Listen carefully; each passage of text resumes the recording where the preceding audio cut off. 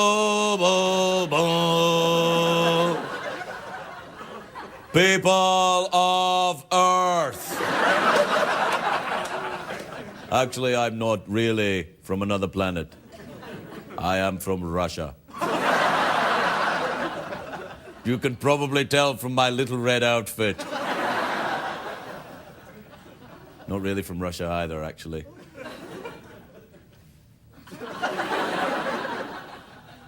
I'm from Detroit. I know what you're thinking. Wait a minute, Kronos, king of the monkey people. How can you be from Detroit and have that accent? Well, if Madonna can be from Detroit and have this accent, I can be from Detroit and have this accent.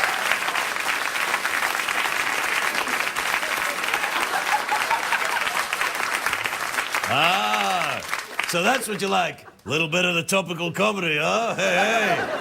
Hey, I'll tell you what, see me next week at the Shuffling Feathers Indian Casino in Burbank. I'm opening for Don Rickles. Well, not really. He won't let me.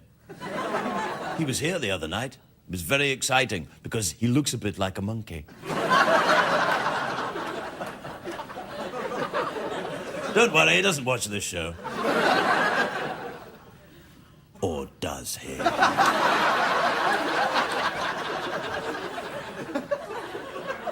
If you've been smoking marijuana tonight, you're welcome.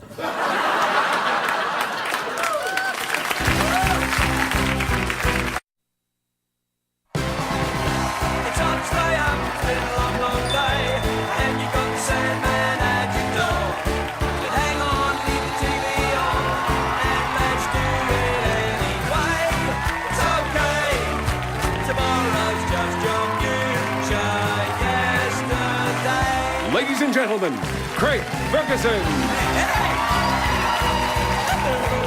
Come on in. Thank you. Welcome to Los Angeles, California. Welcome to the Late Late Show. I am your host, Judy Craig Ferguson. Please. All right, thank you. That's enough. Let your applause and laughter and cheering die away naturally as if it were real. As if it were a genuine expression of emotion and not just a shameless bid to get some free candy.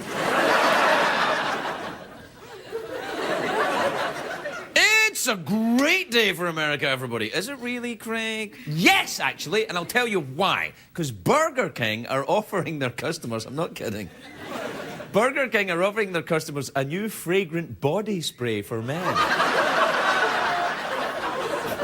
And you know what it smells like? Beef. I'm not making it up. Beef. You put it on? Or not even more kind of moo. Look, and if you want to attract women who like Burger King, don't put a spray on. Just tell them you're the home of the Whopper. I tell you one thing. Here's a piece of advice for you. If you get the beef body spray, don't wear it around Drew Carey.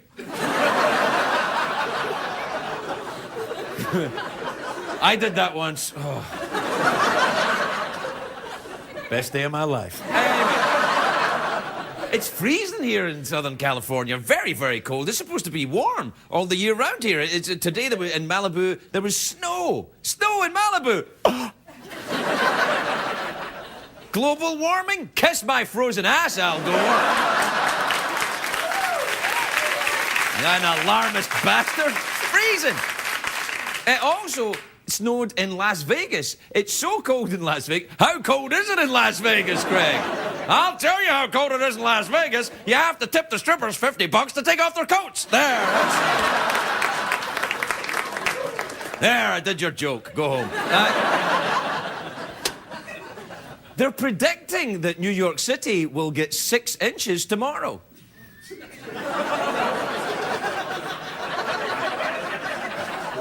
May get more than that if they wear their beef body spray. I'm ashamed of myself. That was a double entendre. There's no need for that kind of thing. Anyway, there was a big announcement today made from the Disney Channel. They're going to Russia. Starting next month, they're broadcasting there for the first time. Isn't that amazing? I know. Disney Channel in Russia, which is great news for Sarah Palin. Now she'll be able to see the Disney Channel from her house. All your Disney favorites. You betcha. Yeah. The Disney Corporation is going to have to change the name for their shows in Russia. Hannah Montana will have to be Hannah Siberia. The Lion King will be the Lion Party Boss. Beauty and the Borscht, Alice in Vodka Land, Peter Pansky, Swiss Family Bolshevik, 101 Totalitarians, and Finding Nemo Guilty of Crimes Against the State.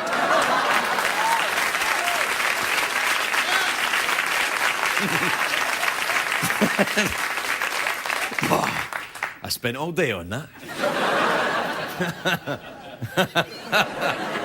Hey, when the Jonas Brothers go to Russia, they won't be known as the Jonas Brothers. They'll have to call them the Brothers Jonas.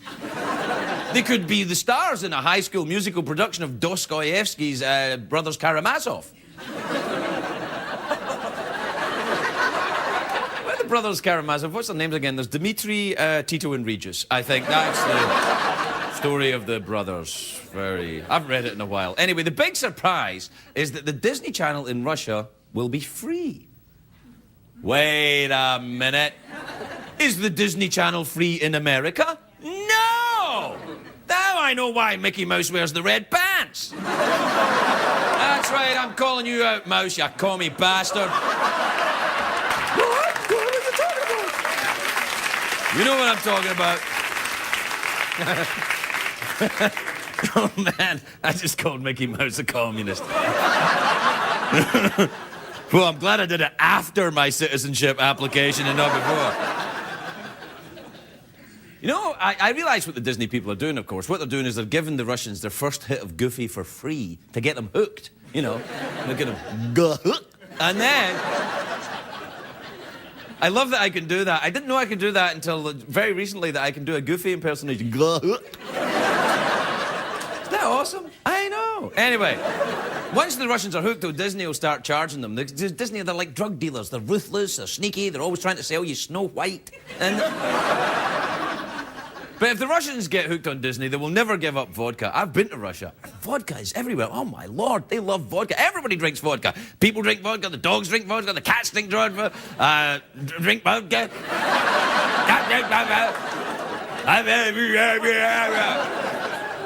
You turn on the shower in Russia, vodka comes out. Brush your teeth with vodka. You go to Starbucks, you got a vodka chino. They're everywhere. I liked Russia. I had a great time there, though. I did. It was awesome. I enjoyed it. I mean, I'm glad they got over the whole Soviet thing. What the hell was that? Anyway. But people are lovely in Russia, though. They're fantastic. I was in Moscow, and they're gregarious, the people there. They're literate. And best of all, they are hammered all the time. The Russians, I found, are very similar to the Irish. You know, the Irish, they get drunk and fight. But the Russians get drunk and cry. And then fight. You upset me, you Western dog. Russia's changed a lot from the Soviet days. Back then, people had to wait in line for food. Sometimes they would wait hours and then come away with nothing but disappointment. It was like being an audience member in this show. I'm kidding. I'm kidding. I'm kidding. We always give them a little piece of candy. No matter how much I suck, they always get a little piece of candy.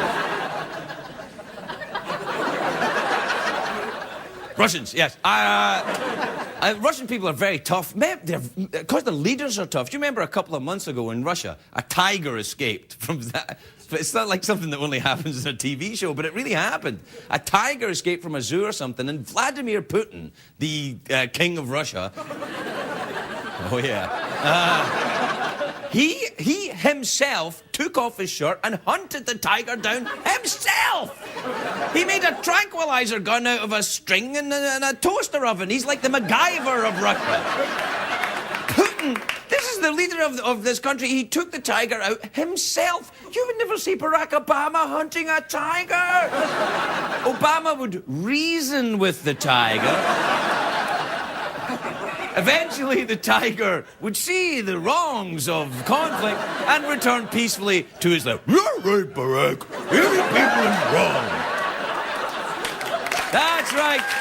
Tigers sound like Scooby-Doo, especially in Russia. We have to take a break. We'll be right back.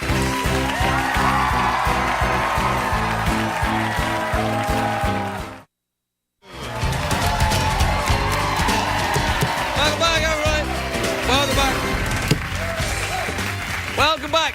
You know, when I was saying that I had been to Moscow and Russia, I have. I really went there. I'm not kidding you. I know you're like, oh, you're just making up. You're a guy on TV that tells lies. You're like Fox News. I'm like, no. I went to Moscow. It's a spectacular city. And I went to this park. They have this park there called the Park of Totalitarian Art. And what they've done is they've got all these old Soviet statues of Stalin and Lenin and, you know, Kamenev, all these guys, and they're all like that. But they put them into the ground at weird angles and lying around and kind of at odd shapes and stuff like that. It's a bunch of famous guys with their body parts all tangled and their asses up in the air. It is, in fact, exactly like a party at Elton John's house.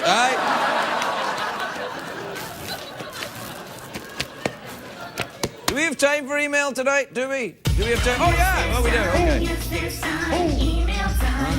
Right.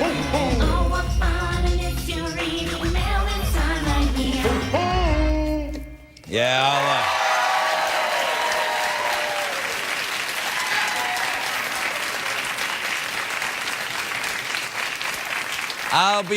I'll be glad to get Christmas behind us so I don't have to watch that again. I don't like that one. I like the other one with, what one do I don't like any of them. All right. This is from Simon in Wichita, in Kansas. That's one of my favorite, is it Glenn Campbell sings that? Wichita lineman went down the line. That's Glenn Campbell. That's Kenny Rogers.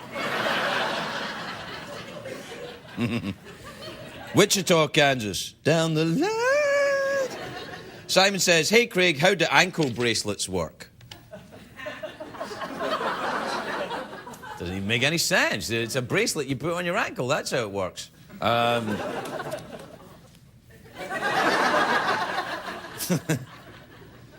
think that was an email for the monkey. That wasn't for me. Maybe it's some kind of code. How do ankle bracelets work? Oh, they work just fine.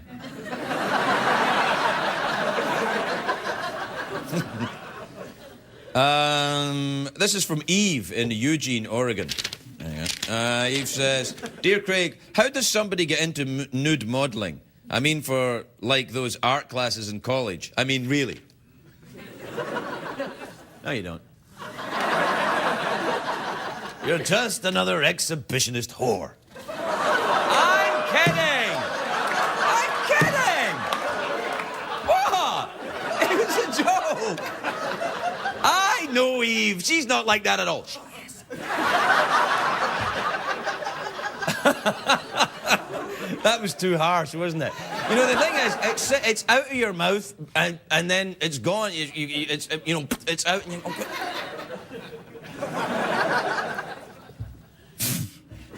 No, I'm sure what you do is you contact the college and send them a picture. This is from Carrie in Redlands in California. Carrie says, can you get me off Santa's naughty list?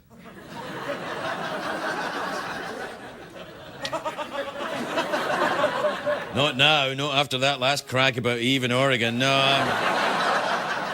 Right up until that point, I was doing okay with Santa, but now I think it's a lump of coal and some scorn for me for Christmas. This is from Cassie in Chicago. Cassie says, Dear Craig, I'm kind of an executive. Oh, good for you. I need to get Christmas gifts for the office, and I'm running out of time. What should I do? Well, if you're kind of an executive, why don't you kind of get your secretary to do it then?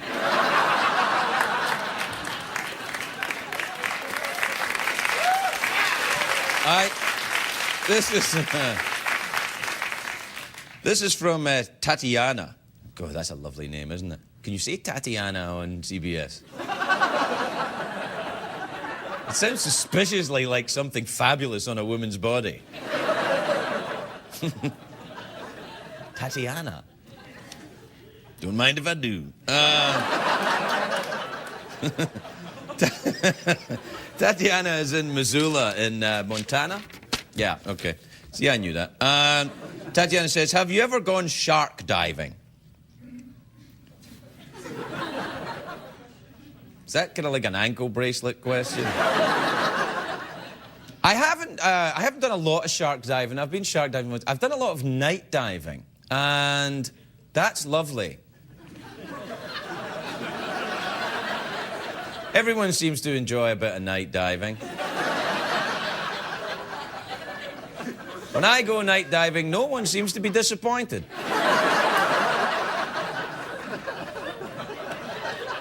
Some guys don't like going night diving, but they're crazy.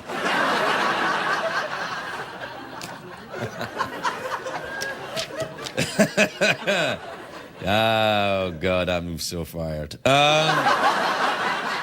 Oh, we're out of time. Well, we're out of time. We have to take a break. We'll be right back, everybody. We'll be right back.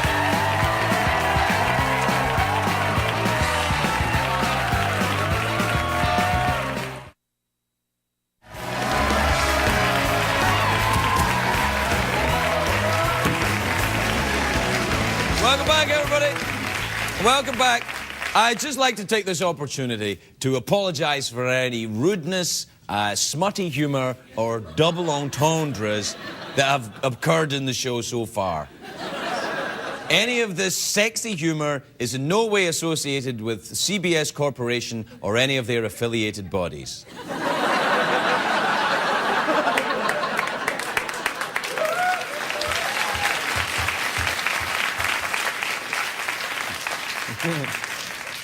I don't know what I'm doing either, but it's kind of fun. Anyway, it's time to check out now what's going on in the world of sports across in Britain. Let's take a look at ESPN UK, everybody.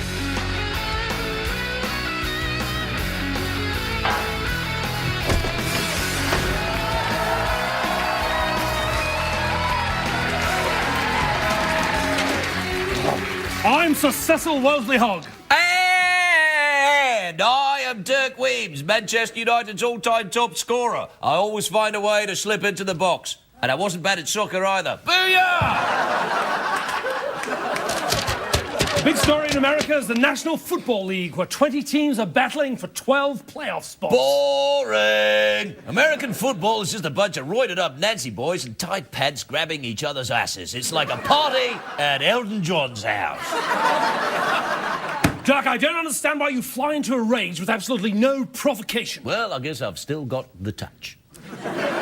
No, Dirk, what you have is a deep-seated psychological problem.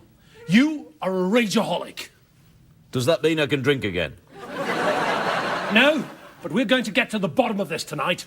I've invited a very special lady to join us. Please. Where is my bloated has-been of a son? Mother! I know, I can hear them.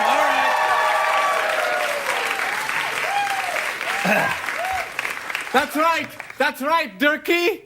It's me, Barbara Bush. No, it's not. It's me, your dear old mum. Oh. Now, Mrs. Weems, what do you think is the cause of Dirk's uncontrollable rage? I really have no idea. He was a very normal little boy. Started playing soccer in his teens. Can I just ask, where are you from, Mother? I'm from the valley. Oh, I see. All right. But had you a question? No, he did. So Dirk was a soccer star from an early age? Oh, no, he was terrible. He was very uncoordinated. Or even very uncoordinated. Uncoordinated. He didn't like the matches at all. He said the only reason he stuck with it was so he could shower with all the naked lads. Oh. Didn't you, Dirkie? Mother, come on! We're on television! Come on, Mother! Come on, Mom! Knock it off, Mom! Someone Dirk, get... I think we're getting somewhere here. Yes, let's get an acting book. An acting book. Bring it in. Now, Mrs. Weems. Yes. When was the Well, wait a minute. I think I heard my career. No! Oh, sorry. When was was the first time you saw Dirk lose his temper? June 4, 1993. Dirk had just scored 3 goals for the FA Cup, or the FA Cup, or whatever that is. After the match, there was a little boy who waited 6 hours in the rain for an autograph. So Dirk punched him in the face. My God, I can't believe it! I know. As if Dirk should freely give his autograph to any urchin who asks for it. This kid is lucky I didn't kick his ass. Yes, I know. I tried to kick his ass, man, but he was a slippery little bastard. I still don't understand where this rage comes from. Yes. Tell me about Dirk's father. Wasn't I supposed to sit down? You could if you like. Oh. I mean, I sat down. Well, we're almost done now. I don't know why you're sitting down. You're going to have to leave in a minute. Yes, that's right. I have to go to my class. The acting class? You bet. All right. Yes. Tell me about Dirk's father. Oh, Doug's father? Oh, no. Father? Don't mention my father. Father? Oh, no. Yes, because both parents have an influence, you know. Yes, well, Doug's father was a sailor who drowned. An accident at sea? No, in the bathtub. I held him under until he asked me... I held him under when he asked me to get him a drink. Oh, I got him something to drink, all right. All he could handle. Have you seen that my accent is completely gone? Perhaps it's all the bad memories. No, the only bad memory is this sketch. Bad memory? I'll make you sorry. I'll make you sorry. I think we've all learned something here. Yes, I've learned never to come on this show. You snooty bastard. All right. Eat my fist. Eat it. That's all we've got time for, everybody. I quit. Join us next time on Absolutely ESPN quit. UK. I don't have to take this.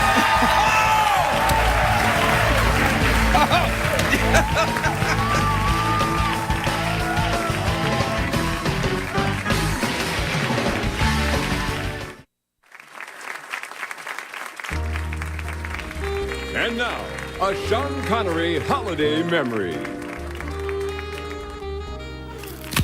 Aha, beat you again, you bastard. It was Christmas 1952. I was fired from my job as a shopping mall shanta. I think it was because my beard wasn't long enough. My boss said it was because I was drunk all the time and I didn't wear underwear, but he was a lying bastard. That's it. It's not even a joke.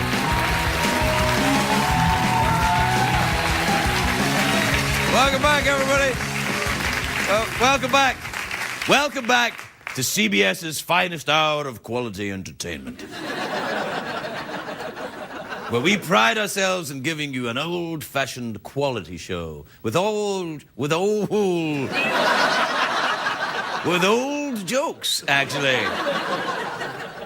My first guest tonight is very beautiful, a big movie star. She's in the big movie, The Curious Case of Benjamin Button, which is in theatres December the 25th, which is also Christmas Day. Please welcome the very lovely Julia Ormond, everybody.